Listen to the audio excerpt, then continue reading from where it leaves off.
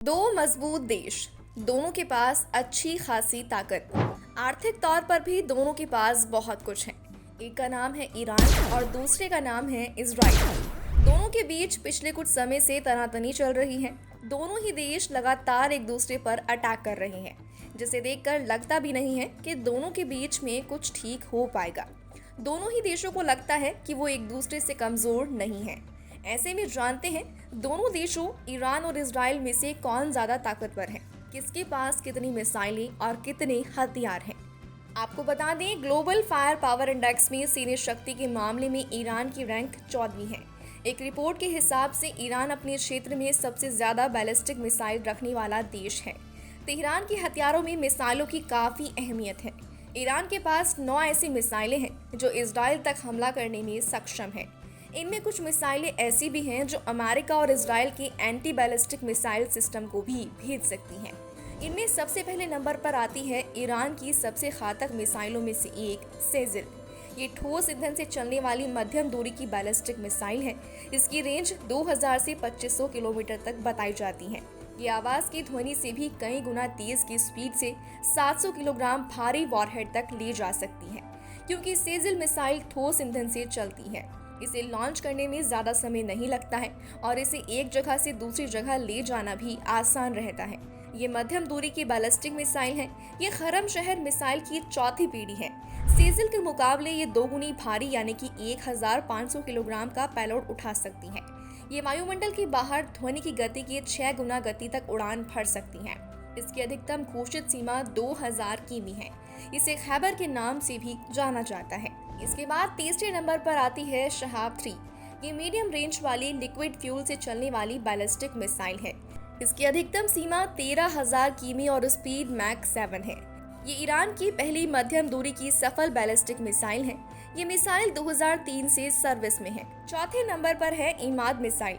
Iran ने Shahab 3 missile के अलग अलग वेरिएंट बनाए हैं। इसी का एक वेरिएंट है इमाद मिसाइल, जिसे अपने लक्ष्य तक पहुंचने तक नियंत्रित और निर्देशित किया जा सकता है। CSIS के अनुसार इमाद की मारक क्षमता 1700 किलोमीटर, सटीकता 500 मीटर और पेलोड क्षमता 750 किलोग्राम है। इसके अलावा ईरान की शहाब 3 मिसाइल का एक वेरिएंट गदर मिसाइल है। ये मध्य दूरी वाली मिसाइल है। इसे गदर 101 और गदर 110 भी कहते हैं। इसकी मारक क्षमता 2000 किलोमीटर से भी कम है। ये इमाद मिसाइल से पहले सर्विस में है। गदर भी लिक्विड फ्यूल से चलने वाली मिसाइल है। इसके बाद छठे नंबर पर हज कासिम है। ये मीडियम रेंज वाली बैलिस्टिक मिसाइल है।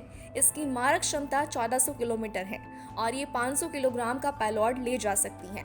हज कासिम मिसाइल का नाम कुदस फोर्स के कमांडर कासिम सुलेमान के नाम पर रखा गया है।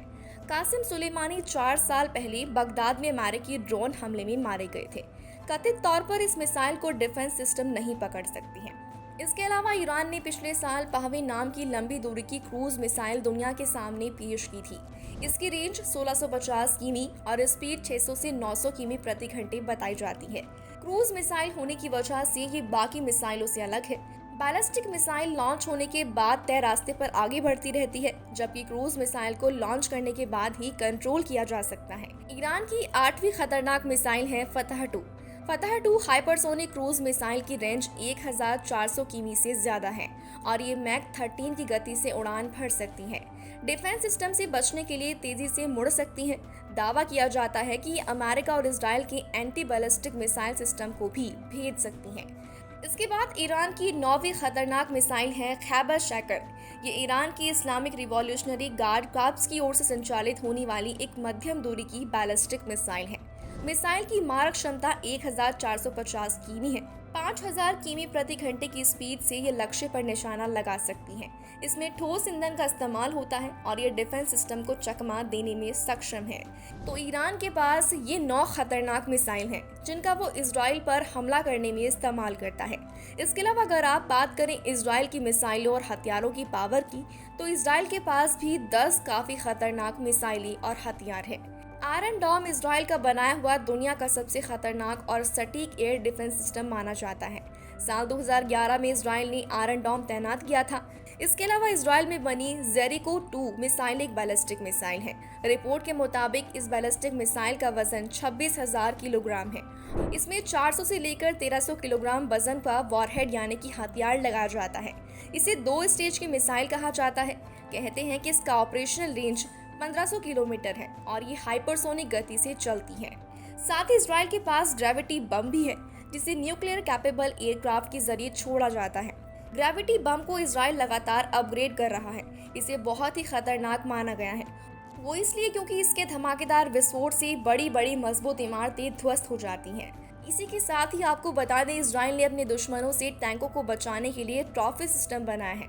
ट्रॉफी डिटेक्शन सिस्टम टैंक को 360 डिग्री प्रोटेक्शन देता है।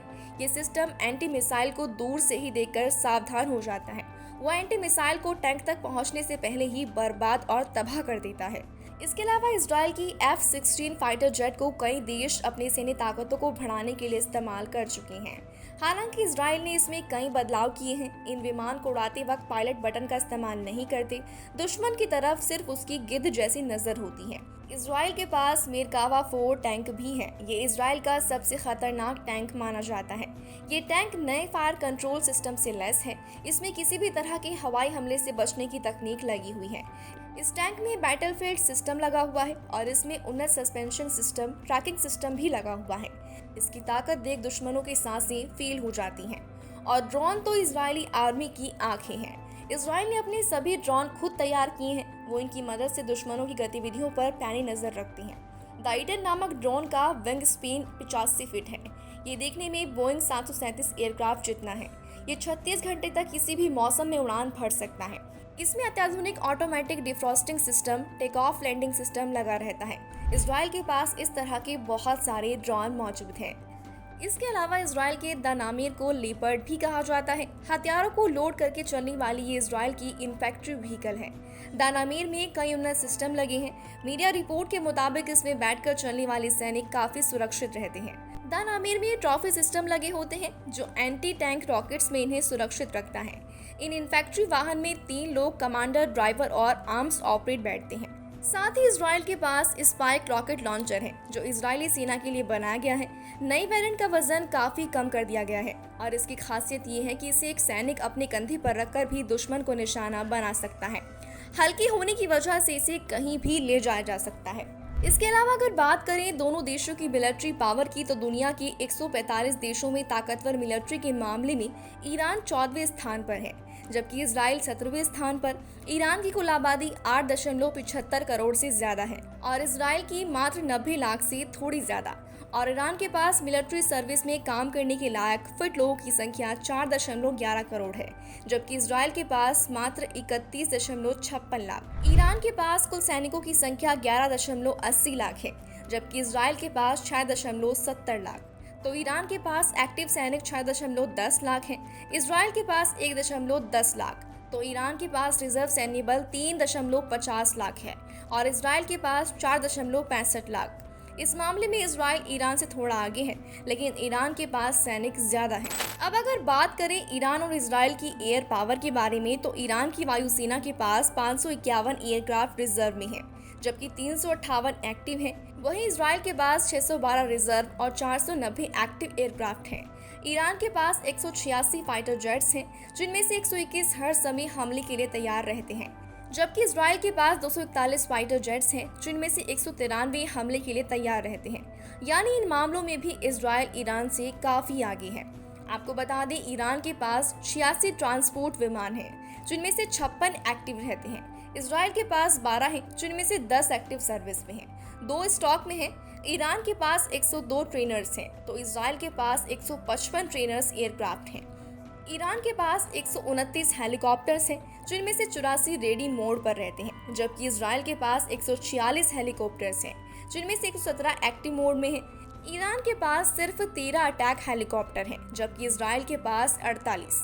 इसी के साथ ही ईरान के पास कुल मिलाकर 1996 टैंक हैं, जिनमें से 1397 इस समय जंग के लिए तैयार हैं। इजराइल के पास 1370 टैंक हैं, जिनमें से 1096 टैंक हमले के लिए तैयार हैं। इसी के साथ ही ईरान के पास कुल 65,765 सैन्य वाहन हैं, जिनमें से 46,000 से ज़्यादा एक्टिव हैं। इजराइल के पास 43,407 सैन्य वाहन हैं, जिनमें से 34,736 एक्टिव मोड में हैं। इसके अलावा अगर बात करें इजराइल और ईरान की नौसेना कितनी ताकतवर है, तो ईरान के पास कुल 101 नौसैनिक एसेट्स हैं, तो इजराइल के पास 67।